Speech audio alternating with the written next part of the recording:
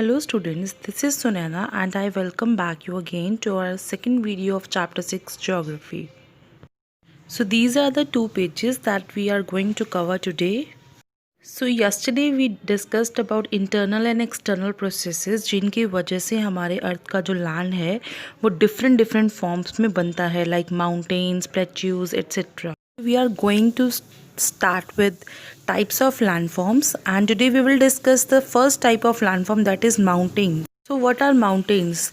They are just the natural elevation of the earth surface. Elevation means जब कोई चीज़ elevate होती है या ऊपर की तरफ जाती है, और जब अर्थ सरफेस इंटरनल प्रोसेसेस की वजह से elevate होता है then it takes the form of mountains. कुछ माउंटेन्स हैं जो आइसोलेटेड होते हैं, मीन्स कहीं दूर दूर कोई माउंटेन्स होते हैं, और कुछ माउंटेन्स एक सीरीज़ में होते हैं जो लगातार काफ़ी लॉन्ग डिस्टेंस तक सीरीज़ में चलते रहते हैं. And that series of mountains are called mountain ranges. For example, in India we have the Himalayas which are the mountain ranges.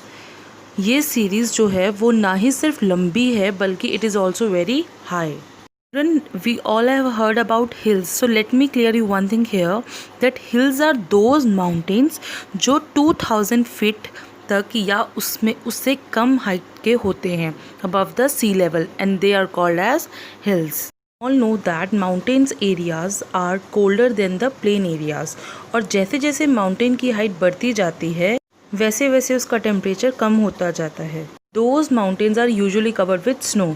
और जो हाईएस्ट माउंटेन्स होते हैं उन पर स्नो की इतनी थिक लेयर होती है जो कि after some time change into ice.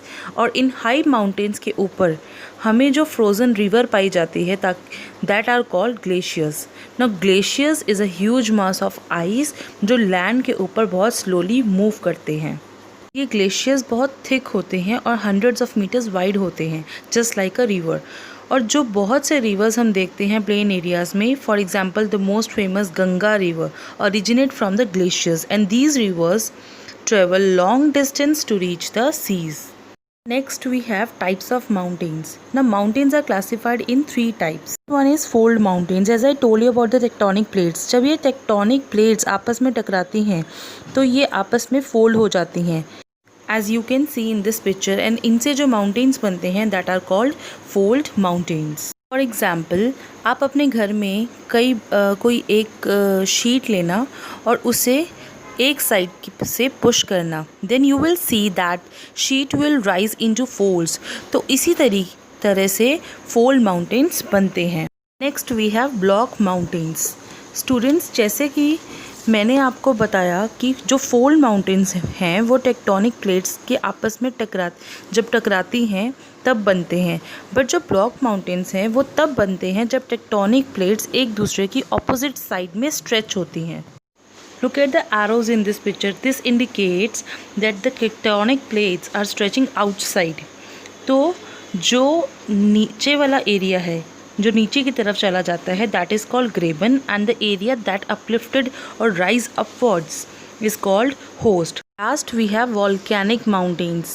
Children, ये वो mountains हैं जो volcanic eruptions की वजह से बनते हैं.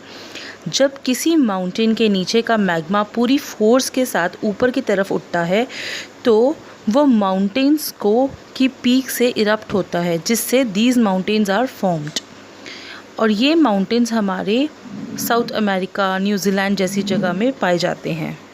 This is all for today, and tomorrow we will discuss importance of mountains and other landforms. Till then, stay safe. Thank you.